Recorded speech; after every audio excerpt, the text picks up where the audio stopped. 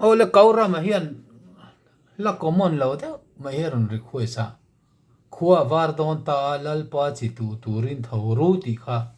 lên khom lại nó request à he là hi asolfa chuan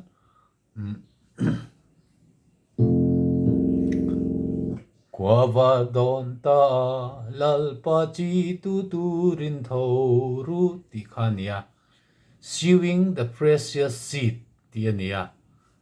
chulu tuin thì na ni home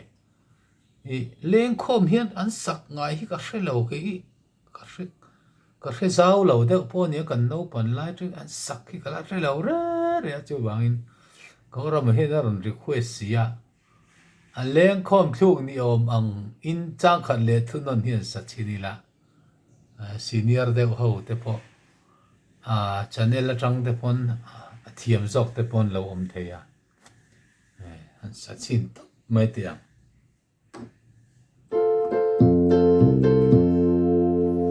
Khua var don ta Lalpa chi turin thầu ru nít la khen in Lalpa tan thog zel ro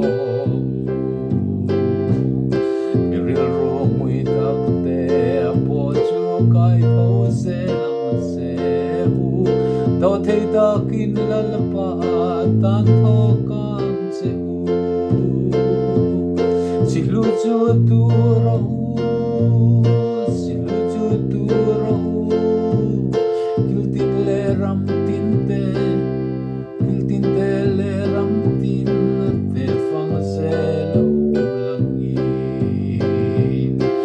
na chang pelula san chin tra lang au pui ula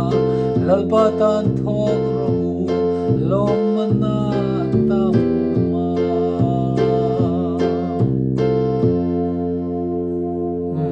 kan han sari sani ama Kau Rama kha la thiam tak mai nia ama kha na lo thiam reng zok te po kan ring ru dewa en po ni se ti khan adik lo ti cha ron comment se la ti khan kan thiam pha tlang anga a tha tu rai ngai ba yang